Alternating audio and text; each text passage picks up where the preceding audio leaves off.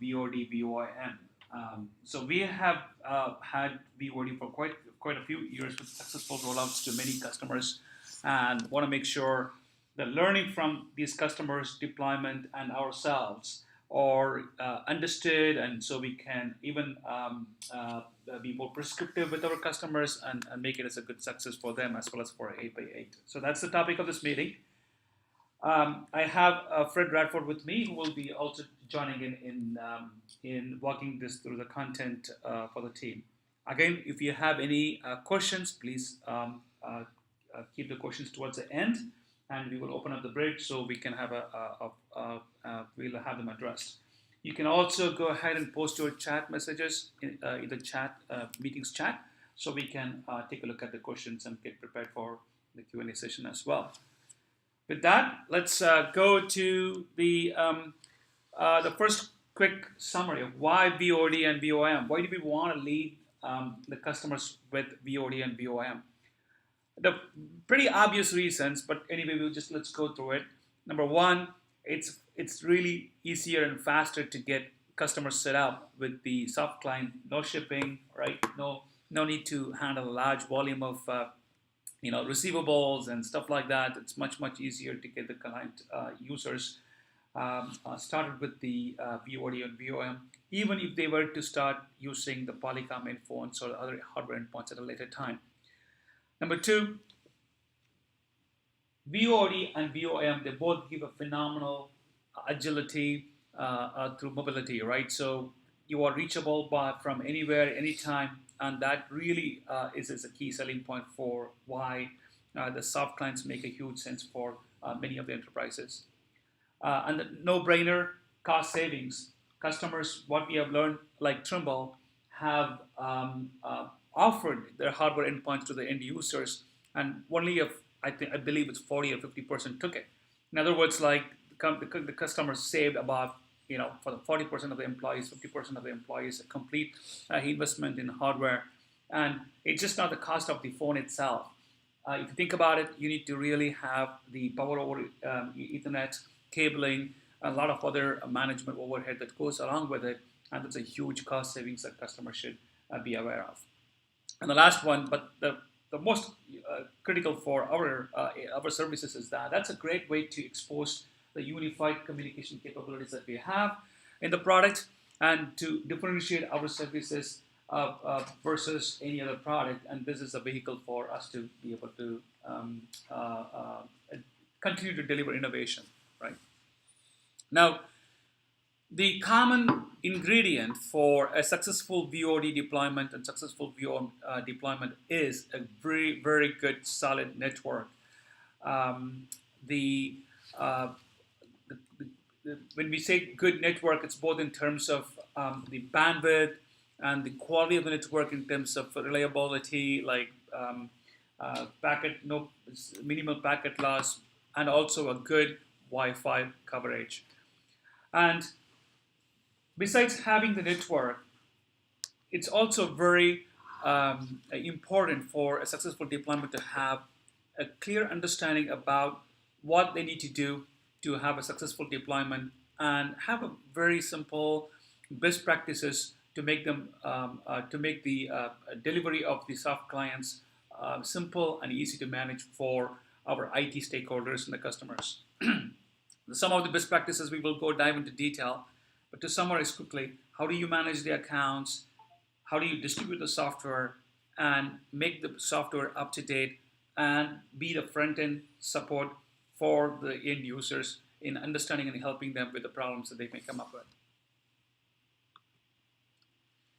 So here's a quick big picture of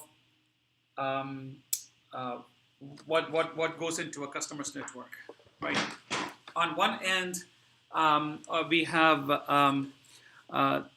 the customers' endpoints and clients like desktop software, phones running VOM. They're connecting to a Wi-Fi network, which goes through a firewall, NATs, application level gateway, etc., which in turn is connected to internet and LTE, 3G, etc., right? Now, at the last mile we also have the real audio connectivity through headset and the wireless Bluetooth, which also play a crucial role in ensuring a good end-to-end experience. Besides the last mile endpoints are are devices and the hardware endpoints for the phones and soft clients, etc. There are a bunch of deployment options that also play a role in ensuring the end-to-end call quality. For example, what we have learned from Kingston, um, they used a soft cutover. In other words, they leveraged their existing PBX and had their calls forwarded to the software endpoints. But the fact that the calls were forwarded was also causing the media to be routed through a long way through the customer's PBX and then back through our network and so forth, causing a very poor voice quality experiences, which would typically manifest as a problem with the soft client. So be aware of the areas that impact the experience on the soft client that goes beyond the soft client itself. It's in this particular case, it's a deployment of how the transition happened, how the SIP trunks were managed between the customers on-prem PBX and to our carrier system. So this is kind of gives you the overall picture that impacts the overall end user experience using VOD and VOM. The fact that customers use VOD and VOM also adds a certain additional level of variability, especially when users are using this product from outside of the corporate network, right? So, for example, if users are using VOD and VOM from their home network or while on the road from airports, etc., they come into play, right? And this complete awareness from the customer as well as our teams is very critical to ensure that they are set up for success. Now, what are the best practices around here, right? So in making sure the network is set up for success in to deliver VOD and VOM.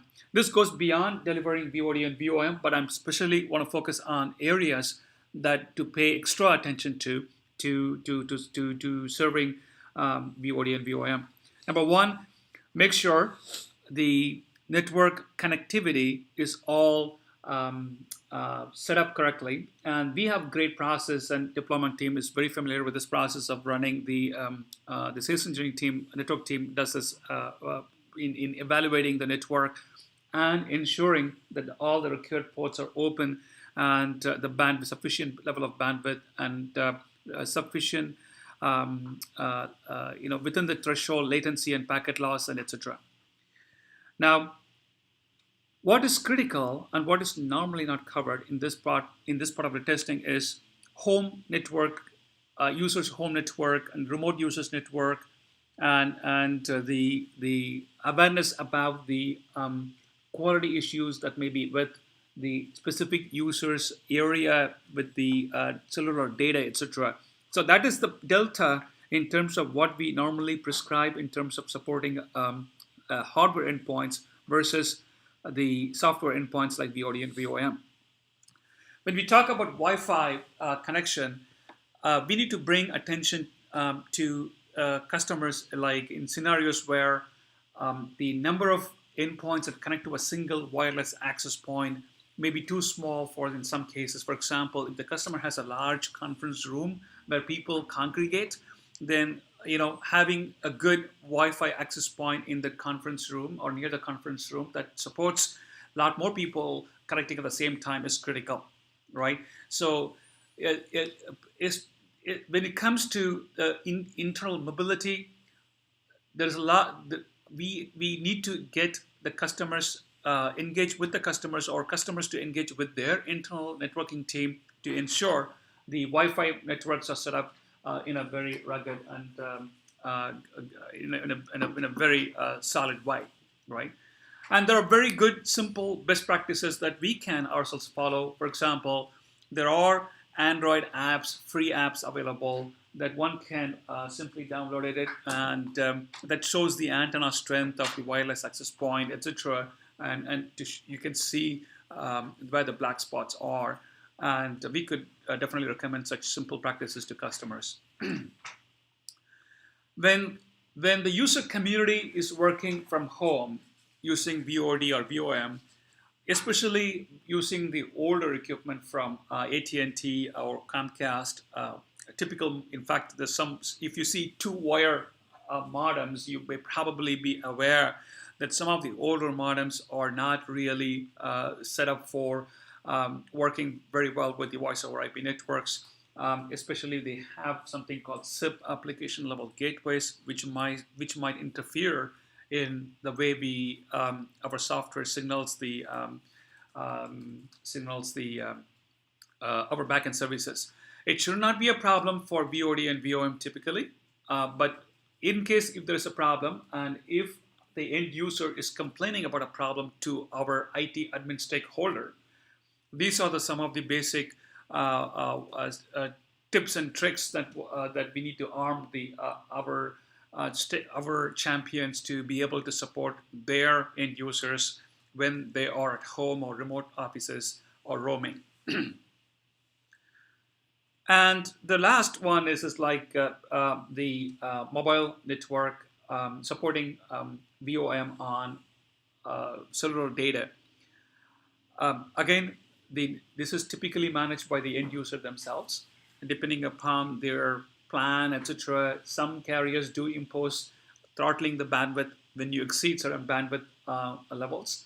So when someone complains to the IT support team saying that the audio quality is not working when they are traveling, these are some of the basic things we can check. We can ask our customers to check with their end users to ensure that there are the bottlenecks are not coming in from the data network. Now, when we look at the support tickets that come to us, sometimes some of them are very, very simple and obvious ones, like what is my username? What is my password? So these simple things, having a good, simple best practice can really be very helpful for customers to avoid many support tickets from their end users. Number one, use easy to remember username, preferably in using the email address as the username. We do support both email address and non-email address for the purpose of serving a larger system of users. For example, we allow a wide range of from retail customers to enterprise customers, etc. Right? But in an enterprise scenario, the use of email address is more appropriate, and of course, it's easier to understand. And if the customer is a Google app customer, then we should really recommend having them educate the customers, their end users, on using the Google SSO, so they don't have to deal with the forgot password support tickets, etc. And most enterprise customers also have some form of a single sign-on, even if it is not Google. Mostly they are SAML-based systems, and we do support SAML-based systems, and ensuring that their deployment includes SAML support will help customers from managing a large volume of forgot my username issues. Now, on the VOD, distributing them to customers is very critical. Do you want to start taking over, Fred? Yeah. Sure. So when we're looking at deploying VOD, there's two main ways that we see it deployed. The recommended way, especially as we move more and more into the mid-market and enterprise customers, is actually include VOD as part of the image that is used to deploy a new employee's laptop or desktop computer.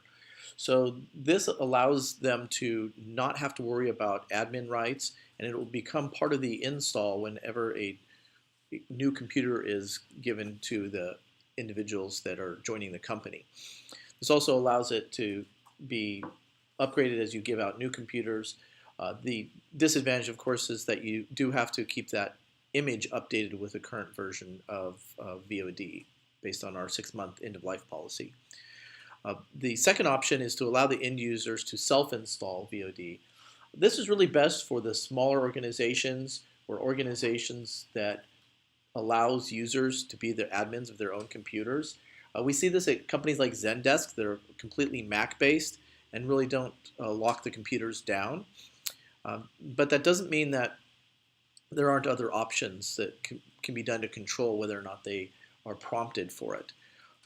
In this case, when you receive your welcome email that you have just been set up with a VOD or a VOM account, that has the instructions to download right in that email, both for downloading VOD, plus you can open that email on your mobile browser and download the VOM clients as well.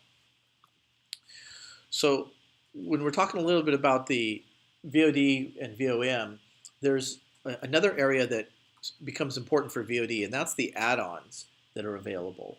So while we think VOD is the main product, when we start looking at doing meetings and headsets and using other apps with VOD, you find that these add-ons become very important. One of the things that we have done is to recommend Plantronics headsets. If you search our website for supported headsets, Plantronics is the company that comes up as the primary supported headset manufacturer. And to enhance that capability, we've actually integrated with the Plantronics Hub software, which is a piece of Plantronics software that allows the organization to manage their headsets. What it allows us to do is inside of VOD, we can now use the soft client to hang up and answer and mute and unmute that headset, even though it might be a wireless headset or via Bluetooth. So that's a nice feature, but it does require the Plantronics Hub to be installed on the machine.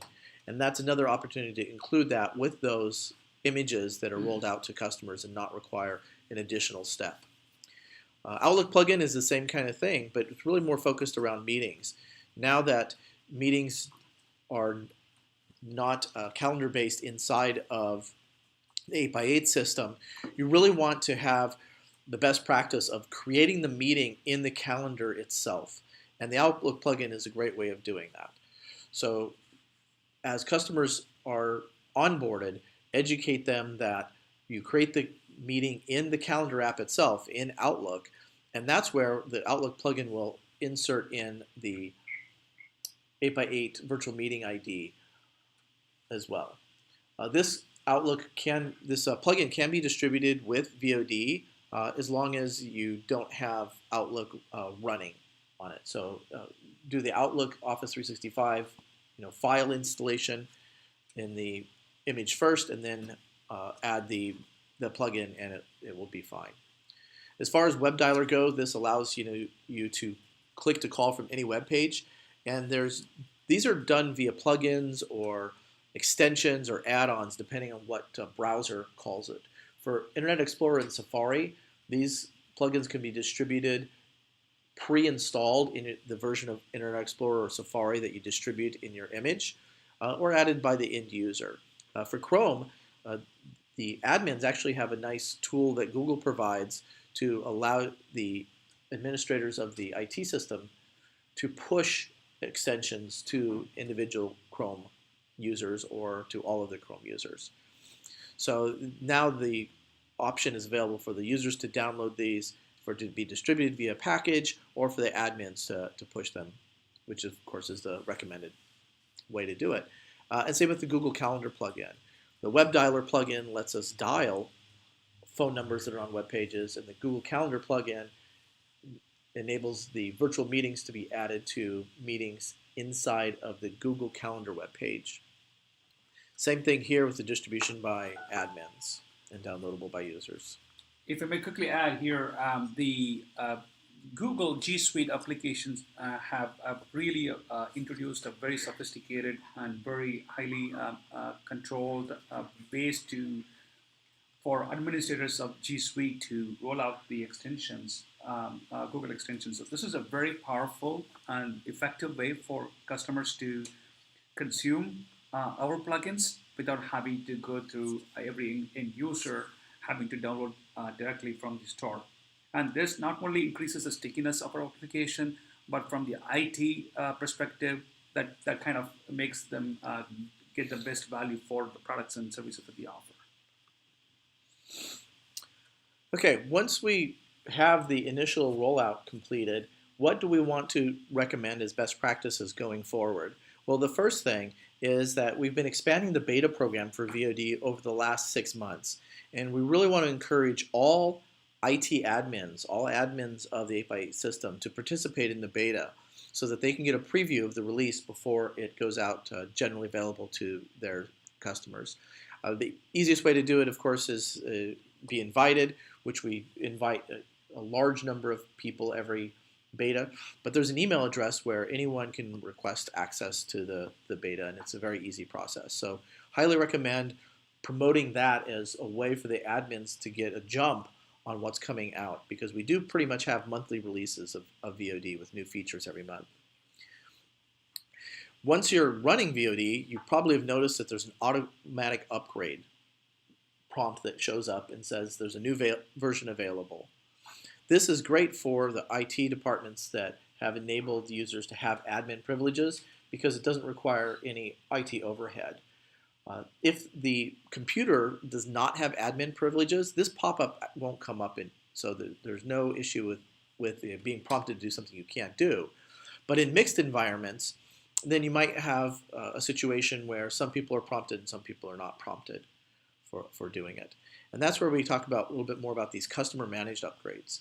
When users don't have admin privileges, then what we see is there's two main ways of getting the upgrades out to users. The most common is a tool like the case tool that our internal IT department uses, or there's a couple of other ones that are really popular. Obviously, Microsoft's is popular. There's a new offering from the company that used to be LandDesk. So those kinds of tools will have access running as a system service to install software, uninstall software, and update software on these remote computers.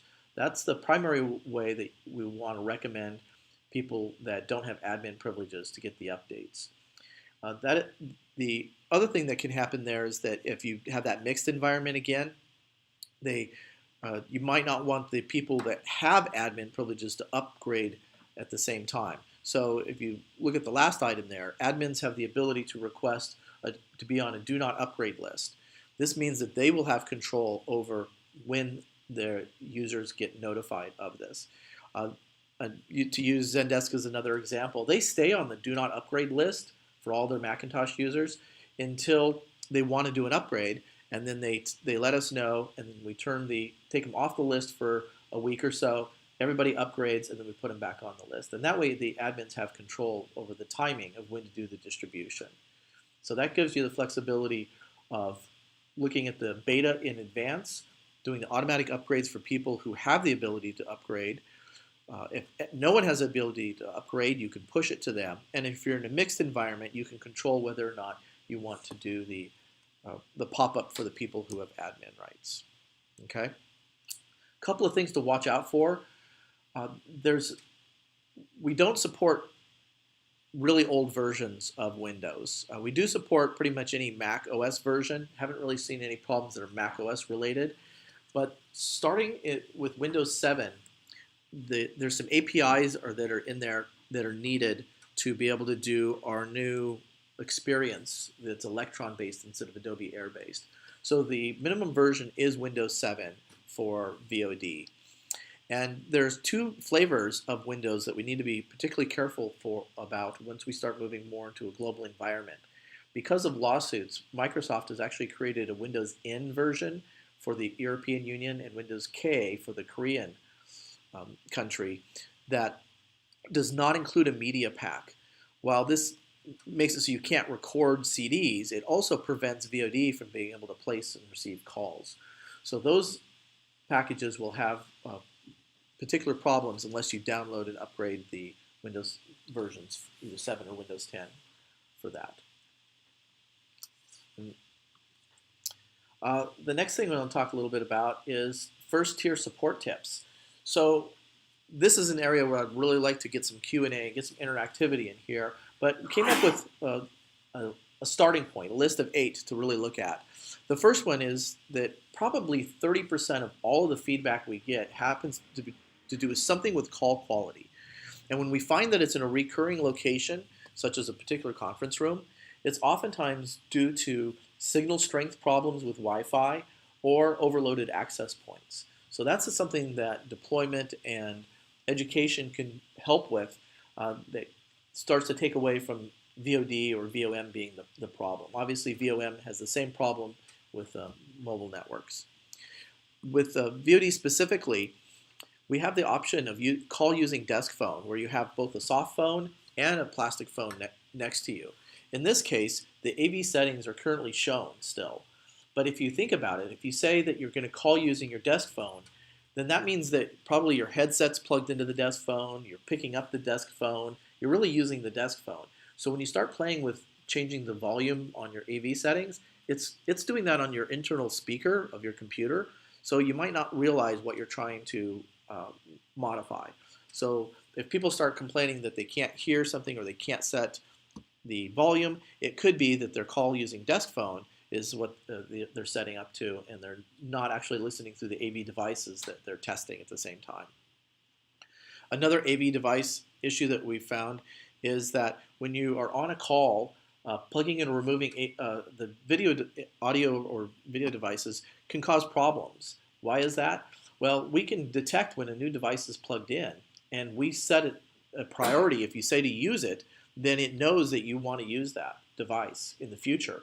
So if you plug it in while you're on a call using a different device, it might switch over to that new device without your permission. And so you can get confused on whether or not the call was dropped there. Another area that's VOD specific is firewall filters. So Windows has a built-in firewall that pops up and says, hey, I don't recognize this app. This is the first time this 8x8 app has been run. And that can be prevented by the IT admins creating a filter saying that the virtualoffice.exe file is allowed to run and allowed to connect through the firewall. And that'll just prevent the users from seeing that pop-up, which oftentimes requires an admin to accept and can create support cases. So doing this in advance will help the support situation out. You probably have noticed the next one here at corporate is don't run your VPN software while on a corporate internal network. Oftentimes this creates loops and confusion depending on the DNS entries as well as split tunneling. So if you find that certain software is not working and you're running a VPN and you happen to be in the corporate network, try turning off the VPN. You will also see this in other apps, not just VOD or VOM. For example, sometimes if you're running the VPN, you can't get access to Google Docs or Google Sheets or those kinds of files as well. So that's a troubleshooting tip for VPN software for both VOD and VOM. Sometimes we get calls that say that all my calls are going to voicemail. Check for the Do Not Disturb presence. If you have Do Not Disturb on, it won't notify you. It'll just send all your calls to voicemail. So it's a quick and easy way of verifying whether or not that's what is causing the problem. Yeah. Just to add to that specific issue, I have seen in users having the Do Not Disturb on their phone, and they're trying to do a click-to-call, outgoing call, and using the phone. Today, if you do that, the calls will not go through because the system assumes that the calls, you're not supposed to be D&D. Why are you making a call? Of course, in a typical setup, D&D will apply only to incoming calls, not to outgoing calls. But this is just need to be aware of that in our case, the way it's currently implemented, the outgoing call will not go through in a click-to-call scenario from the VOD when you're using the disk phone, calling from disk phone capability. That one sounds like a good article for a KB. Or hopefully we will fix this before the KB goes out. But but just to be aware of these issues coming up in the field, and our administrators know about this. Right. The next one, if you've noticed your Google Calendar disappear from your My Meetings tab, it probably just means that you've disconnected from Google Calendar. So if you go into My Meetings and you just see the hosted meetings, go into Settings and then enable Calendar for Meetings, log back into Google, and it'll show your Google your calendar again.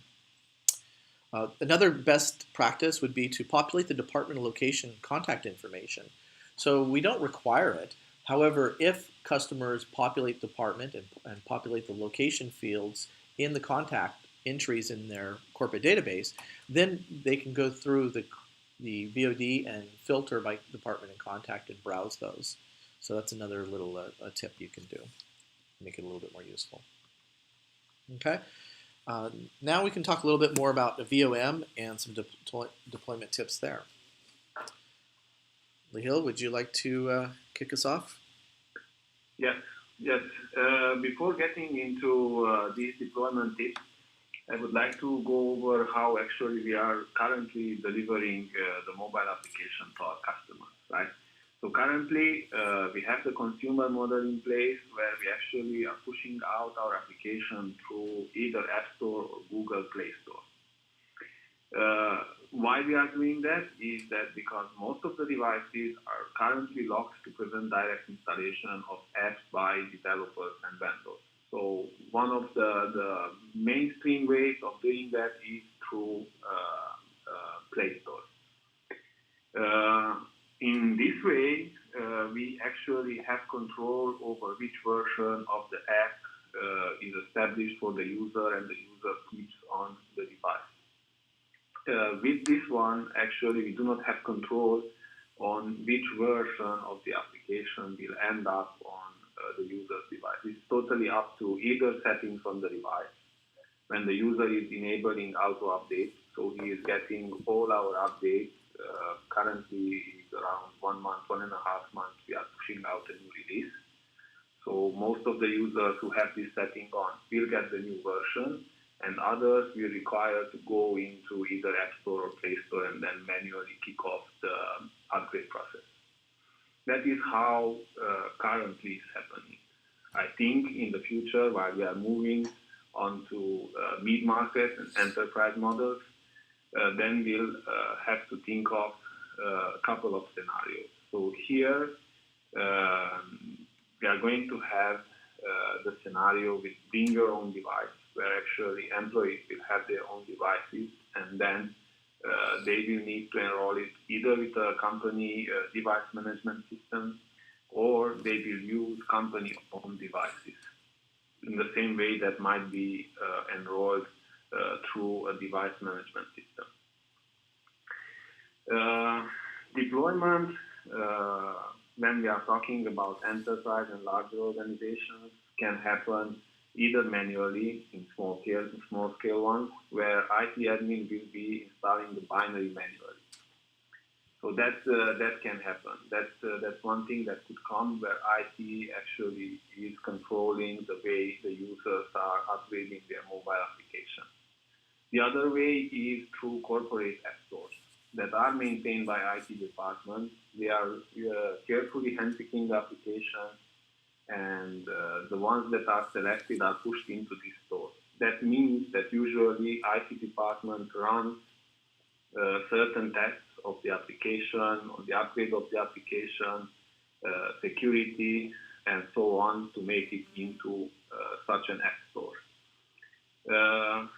Another way is through managed apps with remote installation.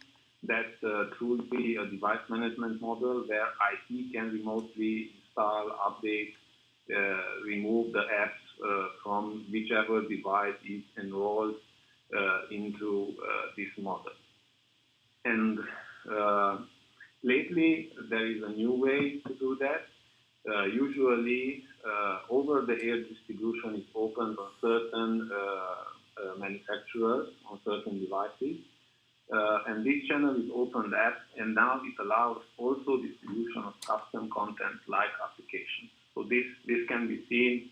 Samsung have started doing this and allowing distribution of applications through that channel for enterprises.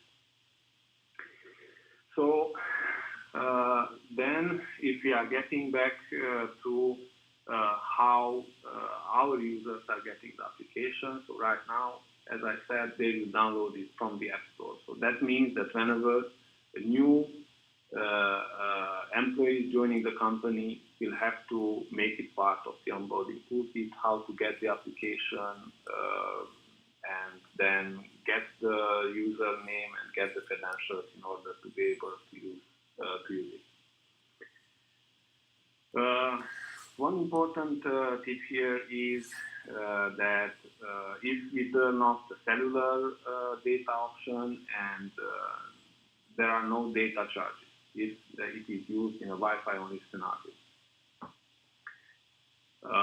In some cases, for example, along the routes, the commuter routes, or whenever there are multiple people in the same location and joining the same cellular tower, the cellular data coverage is spotted. In these cases,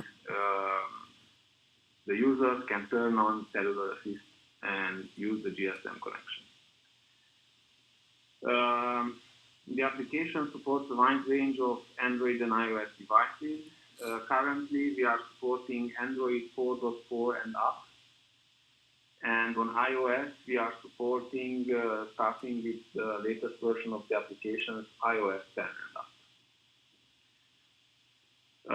I would highlight here that there are a couple of devices that are known to cause issues. There are a couple of Samsung models, older Samsung models, where network changing on the device is not signaled correctly by the operating system. So even though it seems there is a connection and other applications can use it, the SDK that is provided will actually not signal a network connection change. So then, in this case, it's going to cause a lot of missed calls and other scenarios where your user is unable to use the application. On iOS devices, older, actually there are a couple of cold start scenarios where the application will not be able to catch the push notification, and then it will end up in missed call scenarios. These are the known issues around it. Lately, we also discovered that Android is currently not supported in China. So our application is based on Play Store. Play Store is banned in China. So that means that our application will not be able to be used in calling scenarios, at least in China, because we are depending on push notifications, and those are delivered through Play Store. I would highlight here that I would talk a bit about reviews and ratings, because actually this is something that hits us hard whenever a deployment is not going well. We have frustrated customers, because what is happening is that actually these customers end up adding either reviews or low star ratings in App Store. So you have to think of it that this is very hurtful to our brand, because these are broadcasted through public medium, and that's the App Store. Everyone who is checking the application will see these reviews, will see those ratings, and it could look bad. Especially when we are thinking of small business accounts, we have to make sure that customer support is in place so that frustration never gets onto the store. So we had a couple of cases where actually people were complaining that their issues in customer support were not resolved, they didn't get their devices, and so on and so forth. So we have to be careful about this, because this will become public information for everyone to see. A couple of tips for the first tier support. Poor call quality, as it was outlined also on the VOD slide, in recurring locations can be the Wi-Fi access point related, so here signal strength, configuration issues, the number of devices connected to the access point, in the same way affects call quality on VOS. Another thing that I mentioned earlier, poor quality along commute routes, in the same way user can set up and use cellular assist. Bluetooth, we know already that Bluetooth is fully supported on Android. So the SDK that is offered is not fully implemented with our application. And here there were several feedbacks and reviews where users are actually complaining about devices disconnecting or switching to speaker while there was connection over Bluetooth and so on and so forth. So these things are known.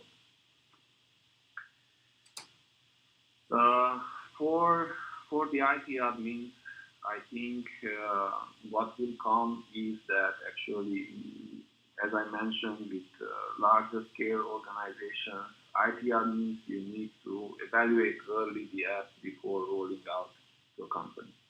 Usually, they will test upgrades, they will test how that works within the company, with the existing infrastructure, you check for security, stability, and performance. So it means it will be a somewhat controlled environment. And then we will need to allow the IT admins to get access before we are actually pushing out builds to App Store so that they can prepare their users. That means they will need to get access to APK for manual installation, even if you are thinking of control distribution channels like device management systems, they will need to have access to the binary in some way. Other scenarios that need to be covered by IT admins is to disable the accounts when the employee is leaving the company. This is currently done in COM, in CM. VOM will stop working in these cases. The user is logged out, so that's working. And then we'll have to think of how we can transfer the ownership of primary support or first-year support to the IT department of our customers.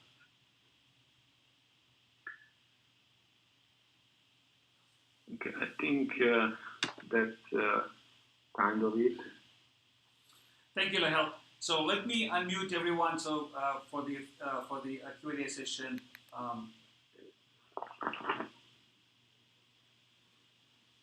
Okay. You all unmuted now, and I've also posted the response to the chat messages, questions on the chat room. So feel free to address any questions to Lehel, VOM, Fred.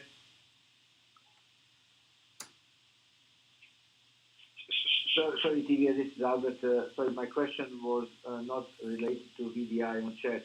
It's more to these click to dial when the person is on not disturb. I believe that product needs to fix that because do not disturb only should apply to incoming calls, not to the internal outbound calls. Is that planned to be fixed anytime soon? It has to be fixed. Absolutely, it's a broken experience. I don't have the time to share here, so that depends on the backlog, and we'll get scheduled in one of the upcoming sprints. Okay, thank you.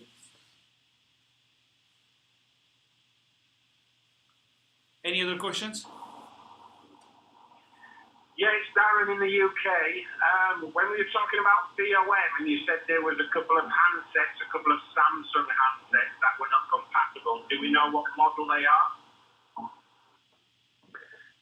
Yes, I can get you a couple of models that we know from customer support tickets. Yes, I can get you that list. So Lehel, what we can do is to add that a link to or add to this presentation. So when we distribute this, people have it handy, or even through a KB article or something, so we can, all the cross-functional team can access to that list and set the expectation with the customer right. Okay. All right. One more question, if you to take. Okay, going once, twice, and that's it. Thank you very much, guys. Thanks for joining in, and hope this was useful. And feel free to send us your comments and feedback so we can continue to keep improving the content as well as the format and anything else that you can think of. Thank you again. Bye now. Thanks, bye-bye.